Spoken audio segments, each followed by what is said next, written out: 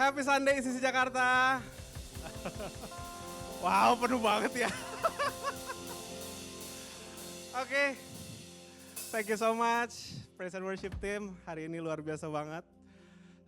Excited banget karena minggu depan kita akan memperingati Good Friday, hari Jumat Agung, dan hari Minggunya kita akan merayakan Paskah.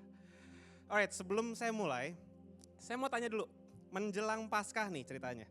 Nah, ada yang udah pernah nonton film The Last Supper di bioskop? Ada? Oke, ada beberapa. Oke, nggak apa-apa. Atau mungkin udah pernah nonton film The Chosen di Netflix? Ada? Oh, ada di situ. Ada 2, 3. Oke, ada beberapa. Nice. Preferensi filmnya menyamakan preferensi film dulu nih di awal. Terus atau mungkin karena banyak nih, kita coba tarik dulu ke film yang diproduksi 11 tahun lalu yang disutradarai Mel Gibson. Itu The Passion of the Christ. Ada yang udah nonton? Semuanya udah ya. hampir semuanya lah. Udah pernah nonton ya. Oke, karena film itu biasanya ditayangkan di TV nasional pada saat menjelang Paskah atau pada saat Paskah gitu ya. Nah, sadar nggak sih bahwa film-film ini tuh sebenarnya masuk ke genre romance juga sebenarnya.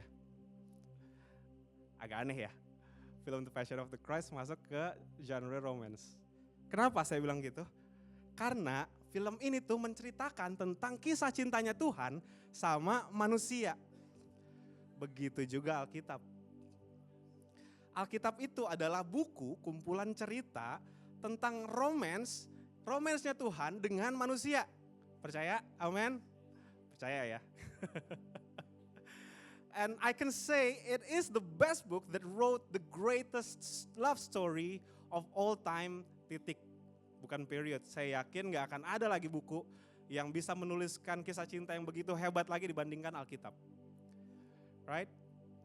Nah, dan saya percaya bahwa hari ini adalah waktu yang paling tepat untuk membicarakan tentang kisah cintanya Tuhan dengan manusia untuk mempersiapkan kita semua untuk masuk ke Minggu Paskah.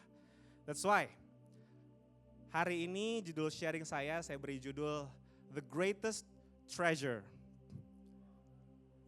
Oke, ngomongin apa nih The Greatest Treasure? Ngomongin harta. Oke. Kita sering kali berpikir bahwa cinta itu sebatas perasaan yang kita alami atau perasaan yang kita rasakan. Makanya seringkali kita bilang kita jatuh cinta gitu ya. Tapi dari point of view-nya Tuhan, cinta itu adalah keputusan untuk mengejar. Kita bisa baca di Alkitab dari awal sampai ke akhir, gimana Tuhan mengejar manusia sampai dia harus datang ke dunia karena cintanya kepada manusia. Amin. Cintanya Tuhan ke manusia itu, saya bisa bilang, itu jauh dari kata sederhana. Cintanya Tuhan ke manusia itu jauh dari kata nyaman untuk dia. Cintanya Tuhan untuk kita itu cinta yang menguras tenaga, menguras waktu. Karena dia perlu ngejar kita dan perlu sampai turun ke bumi untuk menebus kita. Itu jenis cinta yang it's brutal, it's messy, it's bloody, and unstoppable. It's unstoppable gitu. Dan dalam semua bahasa, saya bisa bilang dalam semua bahasa, saya udah search, saya udah cari semuanya bahasa, kata cinta di semua bahasa merupakan kata kerja. Jadi love is a verb, kata kerja. Dalam bahasa Indonesia, cinta itu diartikan sebagai kata kerja yang menunjukkan kasih sayang. Dan secara etimologis, kata cinta dalam bahasa Indonesia berasal dari bahasa Sanskerta yang berarti pikiran, refleksi, pertimbangan, kekhawatiran, dan juga kegelisahan.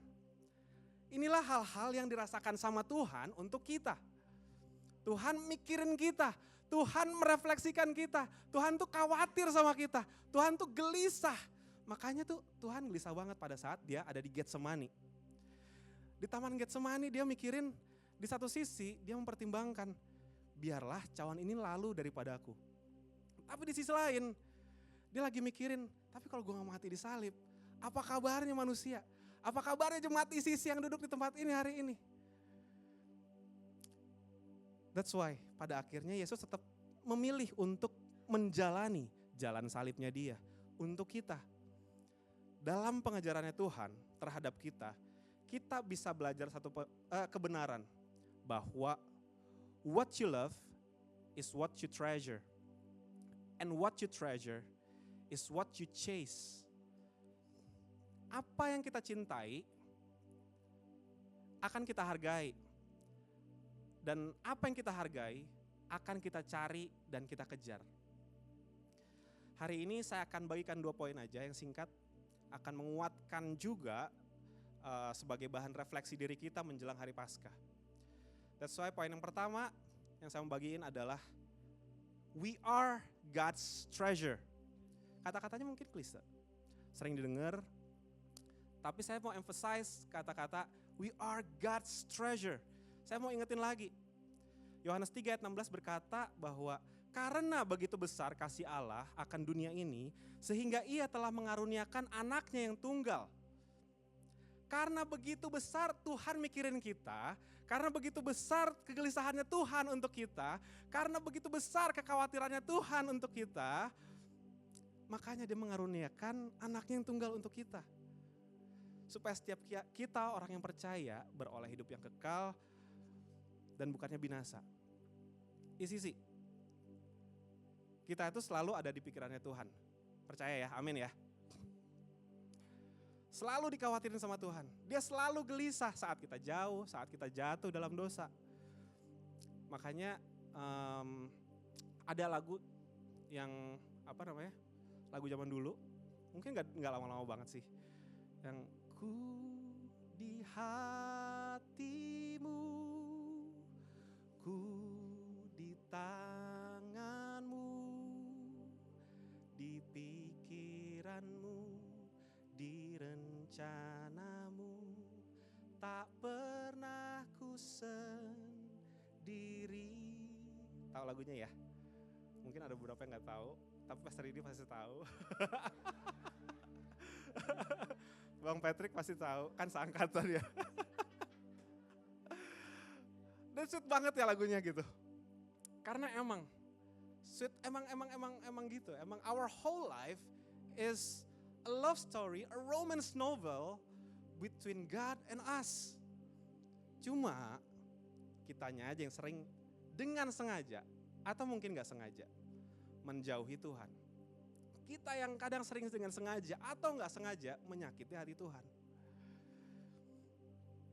Bahwa kita tuh perlu sadar selalu gitu loh, bahwa kita tuh berharga buat Tuhan gitu. Kalau kita sadar bahwa kita berharga buat Tuhan, of course dong, kita akan menjauhi hal-hal yang mendukakan hatinya Tuhan. Amin. Kita gak lagi-lagi masuk ke kubangan dosa lagi. Gak berulang kali masuk ke kubangan dosa lagi karena kita berharga. Kalau kamu emas, kalau kita emas, ngapain kita bolak-balik lagi ke kubangan lagi gitu. Diambil lagi sama Tuhan. And that's what he do for love. Kita tuh selalu di hatinya Tuhan. Selalu, karena kita tuh hartanya Tuhan yang paling berharga. Matius 6 ayat 21 bilang bahwa karena di mana hartamu berada, di situ juga hatimu berada. Dan Tuhan terbukti, nggak omong kosong aja ngomongin ini. Karena dia sampai memberikan miliknya yang paling berharga, dirinya sendiri, nyawanya. Anaknya yang tunggal, Yesus Kristus, untuk membuktikan cintanya kepada kita. Semua agama, saya percaya, semua agama ngajarin cinta kasih. Saya percaya. Mungkin agama yang sesat enggak, tapi yang jelas semua agama saya bisa bilang in general ngajarin cinta kasih. Tapi karena saya suka belajar juga dan kepoan orangnya gitu. Jadi saya coba search gitu ya, saya coba diskusi juga sama teman-teman saya. Gak ada di kitab agama lain yang ceritain Tuhannya sampai datang dengan wujud manusia untuk disiksa dan disalib. Gak ada di agama lain. Yang Tuhannya datang untuk mati, disiksa, disalib. Gak ada. Cuma dia doang. Hanya di Alkitab. yang Tuhannya bisa secara langsung buktiin cintanya sama manusia dengan berkorban untuk kita. Coba lihat kanan kirinya, bilang sama kanan kirinya, you are God's treasure. Coba sadarin dulu kanan kirinya. Bilang lagi, jangan jauh-jauh dari Tuhan ya. Yes, we are God's treasure. Dia nggak ragu-ragu datang dalam wujud manusia, karena dia tahu harus dia sendiri yang ada di kayu salib. Dan bukan malaikat, atau bukan nabi, atau bukan siapapun. Atau bahkan kita gitu. Dia datang, dia lahir sebagai seorang bayi, punya hidup yang tidak bercacat celah, yang sempurna, supaya dia jadi korban yang sempurna, supaya kita selamat. Saya bisa bilang bahwa gak ada lagi di kitab lain yang kayak gini. Supaya kita bisa hidup kekal sama dia. Supaya sorga dipenuhi sama orang-orang yang hari ini kita lihat di kanan dan kirinya kita. Supaya dia bisa hidup dengan orang-orang yang dia cintai, which is kita gitu. Dia gak mau, maksudnya kebayang gak sih sorga segitu besarnya, segitu bagusnya pastinya ya, tapi kosong gitu. Gak diisi sama saudara dan saya, gak diisi sama jemaat ICC Jakarta ini gitu. Kebayang gak sih sedihnya dia hidup di sana tanpa kita gitu. That's why God didn't send Jesus to impress us. He sent Jesus to rescue us. Tuhan itu enggak mengirimkan Yesus untuk mengimpress kita. Tapi Tuhan itu mengirimkan Yesus untuk menyelamatkan kita. Itu perlu disadarin. God doesn't love us because, but God loves us despite. God doesn't love us because we are saints, but God loves us despite that we are sinners. Tuhan gak mencintai kita karena, tapi Tuhan mencintai kita walaupun meskipun kita masih berdosa, meskipun kita masih suka bikin salah, dia tetap mau memberikan segalanya supaya kita bisa bersama dengan dia, punya hidup yang kekal bersama dia. That's why, karena kita tahu kita berharga, Jumat depan, minggu depan, saat Good Friday, saat Paskah, usahain jangan datang sendiri. Ajak teman, ajak keluarga yang mungkin belum kenal Yesus, atau mungkin udah lama nggak pergi ke gereja. Karena saya percaya Jumat Agung dan Paskah itu adalah waktu terbaik untuk kita ngenalin Yesus ke orang-orang.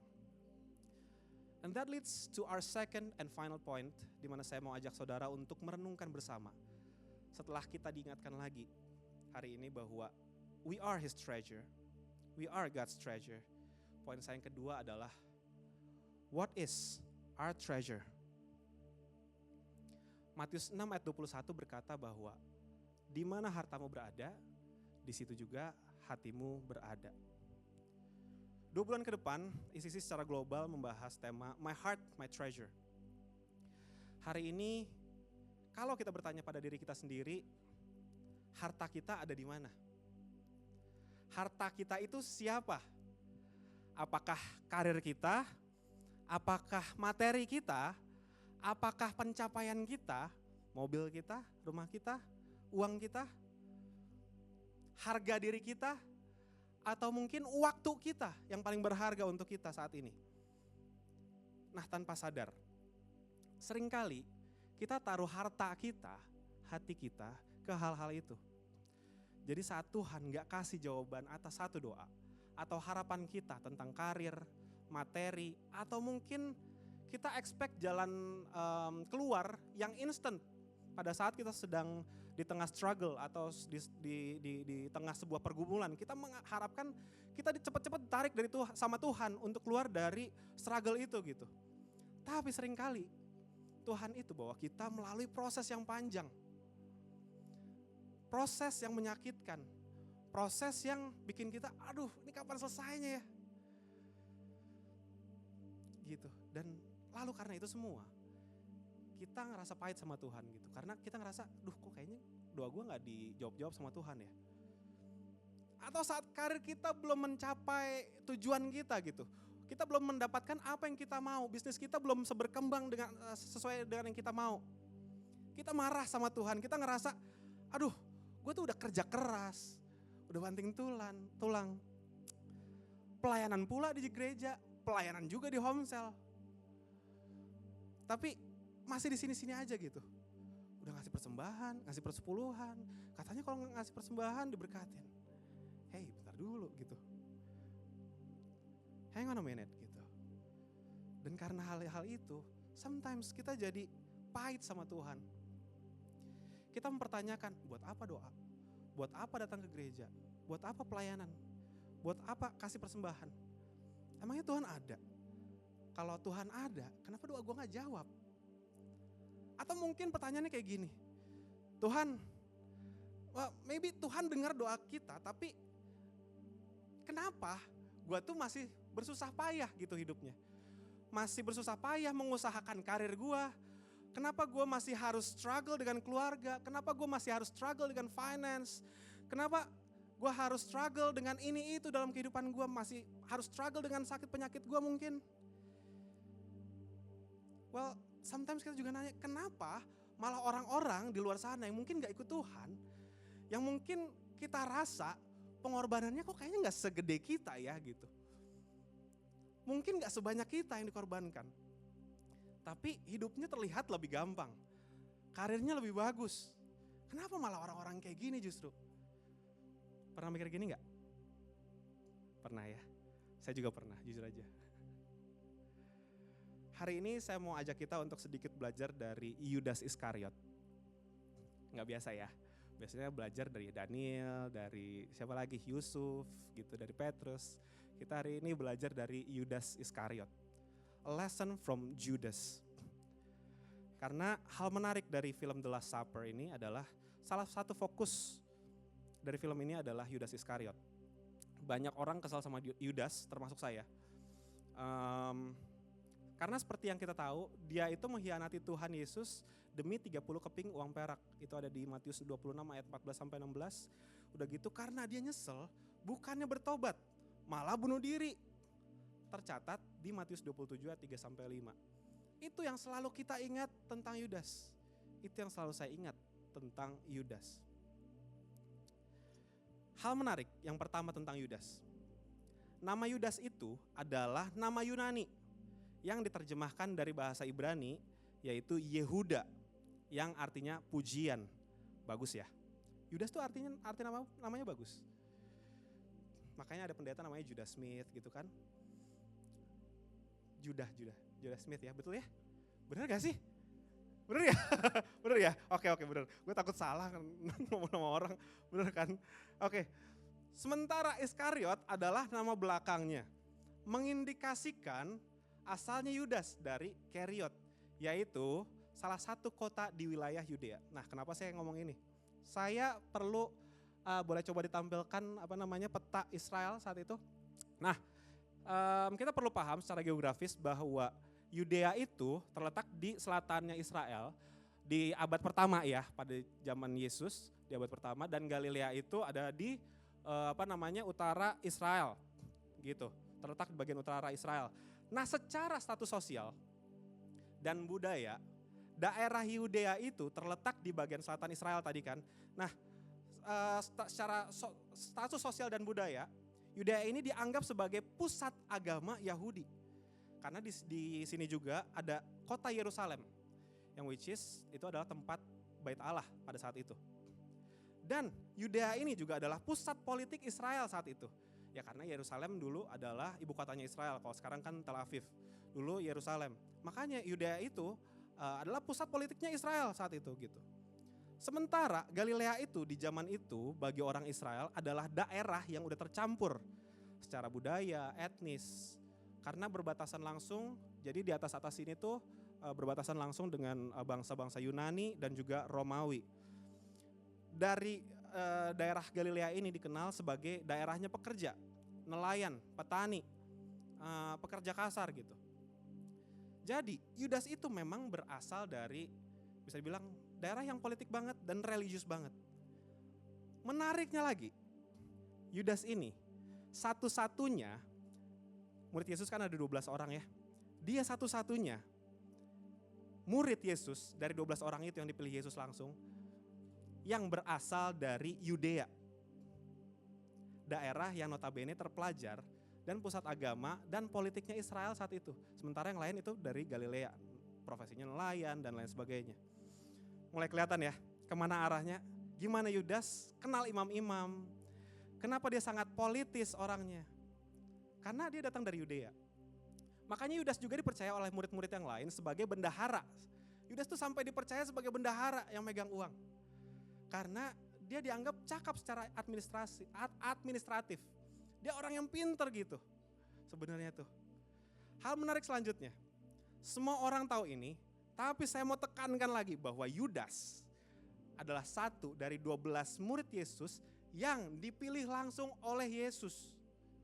Hidup, tinggal, jalan, everyday sama Yesus 24/7. Pagi sampai malam, dia bisa ngobrol sama Yesus anyway tiap hari. Dan menariknya, dia juga satu-satunya orang yang gak pernah menyerahkan hatinya sepenuhnya pada Yesus. Yudas kecewa dengan gaya pelayanannya Yesus yang penuh pengorbanan dan tidak sesuai dengan harapannya dia. Harapannya Yudas dan juga harapan banyak orang Yudea saat itu adalah Yesus datang sebagai mesianik politik. Ini adalah istilah yang digunakan untuk menggambarkan harapan bangsa Israel saat itu, bahwa Mesias akan datang sebagai tokoh politik atau tokoh militer yang membebaskan bangsa Israel dari penindasan dan mendirikan kerajaan dunia. Tapi Yesus waktu itu gak datang untuk itu. Bahkan bentuk pelayanannya lebih banyak bentuknya pengorbanan gitu loh. Menariknya, Yudas yang setiap hari sama Yesus masih gak paham sama Yesus. Dia bukan kerja ya sama Yesus, dia tuh hidup sama Yesus gitu. Dia pulang sama Yesus gitu, kemana sama Yesus. Dengan 11 orang murid lainnya gitu. Simply karena apa dia gak paham? Karena dia gak mau memberikan hatinya sepenuhnya sama Yesus. Rasa berharganya ada pada latar belakangnya dia. Pengetahuannya dia dan harapannya dia tentang Yesus. Idealismenya dia, Yesus tuh harusnya kayak gimana sih gitu. Dia masih terus hidup di pengetahuan masa lalunya. Dia gak mau buka hatinya untuk masa depannya bersama Yesus. Dan dia juga menaruh rasa berharganya, hartanya kepada 30 keping uang perak. Bagi Yudas, harta lebih berharga daripada apapun, daripada hubungan, bahkan daripada Yesus sendiri. Seringkali, mungkin gak se-ekstrim Yudas, tapi kita seringkali seperti Yudas juga. Kita pikir kita tahu semuanya. Kita pikir kita yang paling tahu tentang hidup kita. Kita pikir kita yang paling tahu tentang tujuan kita. Kita pikir kita yang paling tahu tentang fungsi kita di dunia ini. Kita diciptakan untuk apa? Kita pikir kita yang paling tahu tentang keluarga kita. Kita menaruh hati kita pada pengetahuan kita, pada kepintaran kita, kemampuan kita, dan materi kita. That's why saat semua itu diambil, saat semua itu gak sesuai dengan idealisme kita, saat semua itu gak sesuai sama bayangan dan harapan kita tuh sakit hati sama Tuhan. Karena hatinya kita ada di situ. Sedikit cerita, di ministry di ICC Jakarta, sampai pertengahan tahun lalu, sering tuh terjadi kendala teknis di luar hal-hal yang bisa di luar jangkauan kita lah ya. Things we could not put our hands on gitu loh. Kayak ini apa ya, masalahnya apa gitu. Kalau dibilang kurang briefing selalu ada technical meeting 2 hari sebelum hari Minggu, 2 hari sebelum hari event. And then di pagi ibadah atau acara kita selalu ada briefing. Ada run through, ada GR, semua alat teknis dicoba. Bahkan di ibadah biasa pun kita melakukan ini gitu loh. Nah kalau dipikir misalnya, oh kayaknya kurang doa mungkin ya gitu.